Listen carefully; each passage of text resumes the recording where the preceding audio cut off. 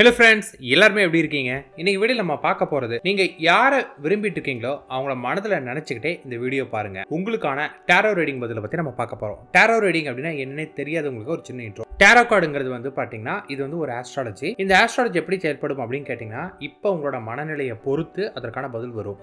For example வந்து பார்த்தீங்கன்னா, இப்போ நீங்கள் ஒரு அப்ராட் போகணும்னு ஆசைப்படுறீங்கன்னு வச்சுக்கோங்களேன். பட் உங்கள் மனநிலையை பொறுத்தளவுக்கு நீங்கள் வந்து அப்ராட் இப்போதைக்கு எனக்கு இருக்க ரேஞ்சுக்குலாம் நான் போக முடியாது அப்படின்னு நெகட்டிவாக நினச்சிட்டு இருந்தீங்கன்னா உங்களுக்கு போக முடியாதுன்னு தான் வருமே. ஸோ இதில் ஒரு விஷயம் முடியாது அப்படின்னு வந்துருச்சுன்னா எப்பயுமே முடியாதுன்னு கிடையாது. இப்போ உங்கள் மனநிலையினால அது நடக்காதுன்னு அர்த்தம்.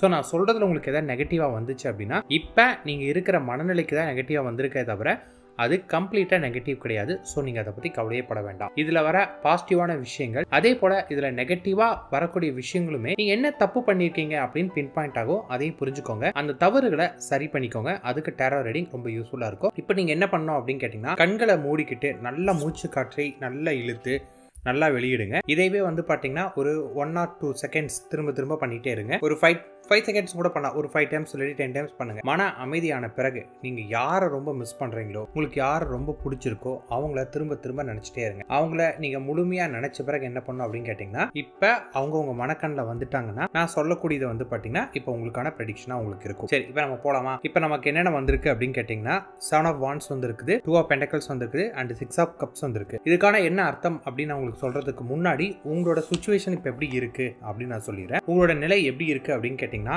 நீங்க நிறைய முயற்சி பண்ணியிருக்கீங்க. நீங்க ஆசைப்பட்ட விஷயம் உங்களுக்கு கிடைக்கணும் அப்படிங்கிறதுக்காக வந்து பாத்தீங்கன்னா ஏகப்பட்ட கஷ்டங்கள் நிறைய ட்ரை பண்ணி ஏகப்பட்ட கஷ்டங்கள் நீங்க பட்டிருக்கீங்க. அப்படி நிறைய கஷ்டப்பட்டுமே எனக்கு சரியான ரிசல்ட் கிடைக்கல அப்படின்னு ஒரு விரக்தியான ஒரு சூழ்நிலை இருக்கிறீங்க. அதாவது உங்களால முடிஞ்ச அளவுக்கு இப்போ ஃபார் எக்ஸாம்பிள் உங்க ரிலேஷன்ஷிப்னு எடுத்துக்கோங்களேன். உங்களோட ரிலேஷன்ஷிப்ல வந்து பாத்தீங்கன்னா அது நம்ம திருப்பி நல்ல பாண்டு கொண்டு வரணும், சண்டை இல்லாத ஒரு சந்தோஷமான வாழ்க்கை வேணுமா, அவங்களோட நம்ம ஒத்து போகணும் அப்படின்னு அதுக்காக நீங்கள் லாட் ஆஃப் எஃபர்ட்ஸ் போட்டிருப்பீங்க. ஆனால் உங்களுக்கான நீங்கள் போட்ட ரிசல்ட் வந்து ஆப்போசிட்டாக தான் நடந்திருக்குமே. இல்லை அவங்க வேணும் அப்படின்னு நீங்கள் நிறைய முயற்சிகள் எடுத்திருந்தாலுமே அந்த முயற்சியுமே உங்களுக்கு வந்து பார்த்தீங்கன்னா நீங்கள் எதிர்பார்க்குற அளவுக்கு உங்களுக்கு வந்து ரிசல்ட் கொடுக்காது. பொதுவாக இந்த மாதிரி நடக்கிறதுக்கான காரணம் என்ன அப்படின்னு கேட்டிங்கன்னா, ஒன்று நீங்கள் சரியான ஒரு பர்சனை சூஸ் பண்ணாமல் இருந்திருக்கலாம், அல்லது அவங்க எதிர்பார்க்கக்கூடிய குவாலிட்டி உங்ககிட்ட இல்லாமல் இருக்கலாம். ஸோ இதுதான் மெயின் ரீசனாகவே பார்க்கணும். அதாவது நீங்கள் சூஸ் பண்ணதில் மிஸ்டேக்கு, இல்லைனா அவங்களுக்கு தகுந்தாற் உங்களை மாற்றிக்காமல் இருக்கீங்க. சோ நீங்க ரெண்டையுமே கரெக்ட் பண்ணுங்க. உங்களால வந்து நீங்க சூஸ் பண்ணதை மாத்த முடியாது அப்படிங்கிற ஒரு நிலைமை இருந்துச்சு அப்படின்னா நீங்க என்ன பண்ணணும், நீங்க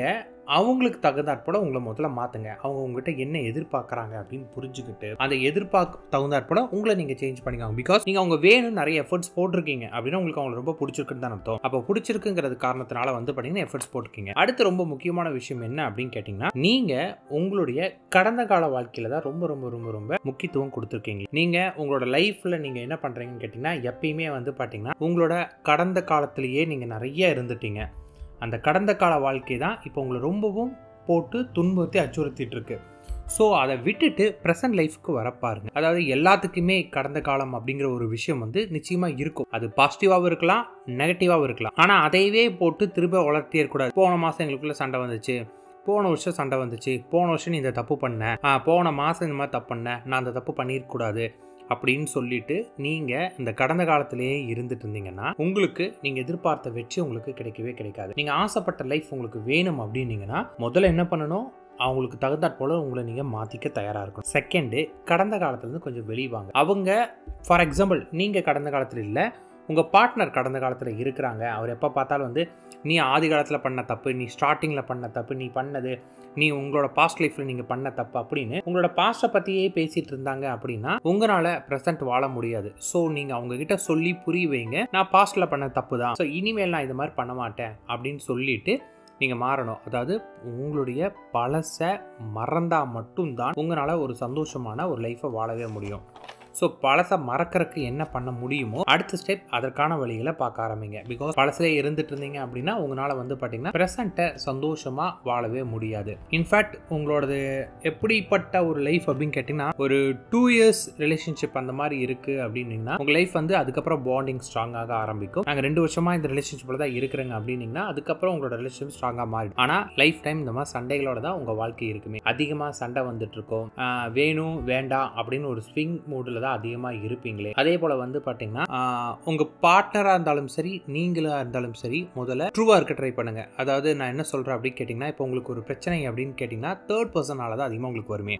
தேர்ட் பர்சனாக உங்கள் லைஃப்லேருந்து அலோவ் பண்ணாதீங்க. நீங்களா இருந்தாலும் உங்களுக்குள்ள நடக்கக்கூடிய பிரச்சனை வந்து பார்த்தீங்கன்னா மூணாவது மனுஷங்கிட்ட சொல்லாதீங்க. உங்கள் பார்ட்னரையும் சொல்ல வேண்டாம் அப்படின்னு சொல்லிடுங்க. அப்புறம் ஃபியூச்சரை பற்றி யோசிக்க ஆரம்பிங்க. 2 பேருமே வந்து பார்த்தீங்கன்னா பாஸ்ட்லேயே இருக்கிறீங்க. அந்த பாஸ்ட் தான் வந்து பார்த்தீங்கன்னா உங்களுக்கு பிரச்சனையாகவே இருக்குது. இப்போ அவங்க உங்களோட சுத்தமாக பேசுறது இல்லை அப்படின்னாங்கன்னா நீங்கள் அந்த பாஸ்ட்டில் பண்ண தப்பு இல்லை அவர் அந்த பாஸ்ட்டில் நினச்சிட்டு இருக்கிறதா பிரச்சனையாக இருக்குது. அதை மாற்ற ஆரம்பிங்க. அதை மாற்றிக்கிட்டு பழைய விஷயங்கள் எல்லாத்தையுமே விட்டுட்டு போனால் மட்டும்தான் உங்களுக்கு நல்லது நடக்கும். அண்டு நீங்கள் நிறைய எஃபர்ட்ஸ் போட்டிருக்கீங்க, அதனால உங்களுக்கு வந்து பார்த்தீங்கன்னா நினச்ச ரிசல்ட் உடனே கை கிடைக்காது. பிகாஸ் நீங்கள் உங்களுக்கு தகுந்தாற் போல் அவங்களுக்கு தகுந்தாற் போல் நீங்கள் உங்களை மாற்றினா மட்டும்தான் அந்த ரிசல்ட் ஒரு ப்ராப்பரான வேல உங்களுக்கு ரிசல்ட்டாக உங்களுக்கு கிடைக்க ஆரம்பிக்கும். கொஞ்சம் பொறுமையாக நீங்கள் இருந்து இதை வழி நடத்தினா நல்லாயிருக்கும். நீங்கள் பாஸ்ட்டில் வாழ்ந்துட்டு இருக்கிறீங்க, பாஸ்ட்டை பற்றி அதிகமாக நினச்சிட்டு இருக்கீங்க அப்படின்னா தயவு செஞ்சு அதுலேருந்து வெளியே வந்தால் மட்டும்தான் உங்கள் லைஃப் நல்லாயிருக்கும். அவங்க ஏதாவது தப்பு பண்ணியிருந்தாங்கன்னா அதை மறந்துட்டு அடுத்தது லைஃப்பில் என்ன பண்ணலாம் ஏது பண்ணலாம் அப்படின்னு யோசிச்சு நீங்கள் பண்ணும்போது தான் அது வெற்றிகரமாக மாறும். இதுவே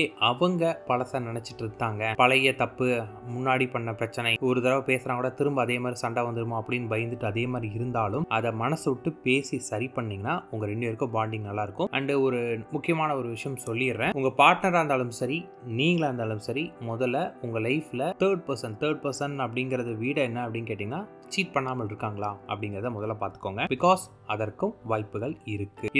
இது வந்து பார்த்தீங்கன்னா உங்களோட இப்போ இருக்கிற மனநிலை வச்சு நான் சொல்லிட்டு இருக்கேன். ஒருவேளை நீங்கள் அவங்கள ஏமாத்திட்டு இருக்கலாம், இல்லை அவங்க உங்களை ஏமாற்றலாம், இல்லை தெரியாமல் ஏமாத்திட்டு இருக்கலாம். தெரியாமல் அப்படின்னு கேட்டிங்கன்னா ஃபார் எக்ஸாம்பிள் நீங்கள் வந்து பார்த்தீங்கன்னா என்னோட ஃப்ரெண்டு அப்படின்னு நீங்கள் ஒரு பொண்ணாக இருந்து ஒரு பையன்கிட்ட பேசினாவோ, இல்லை ஒரு பையனாக இருந்து ஒரு பொண்ணுகிட்ட இப்படி ஃப்ரெண்ட்ஸ் அப்படின்னு நினச்சி பேசிகிட்டு இருக்கலாம். ஆனால் அது அவங்களுக்கு தெரியாமல் மறைச்சி பேசிகிட்டு இருக்கலாம். இதுவும் ஒரு விதத்தில் ஏமாத்துறது தான். ஸோ இந்த மாதிரி ஏதாவது ஒன்று பண்ணிட்டு இருக்கிறீங்க அல்லது அவங்க பண்ணுறாங்கன்னு கேட்டிங்கன்னா அவங்ககிட்ட மனசு விட்டு பேசி அது எல்லாத்தையுமே ஸ்டாப் பண்ண வச்சிருங்க. பிகாஸ் இப்போ அதை நீங்கள் ஸ்டாப் பண்ணாமல் விட்டு அது அதிகமாச்சுன்னா உங்களுக்கு அதுவே ஒரு பிரச்சனையாக வந்து நிற்க ஆரம்பிக்கும்.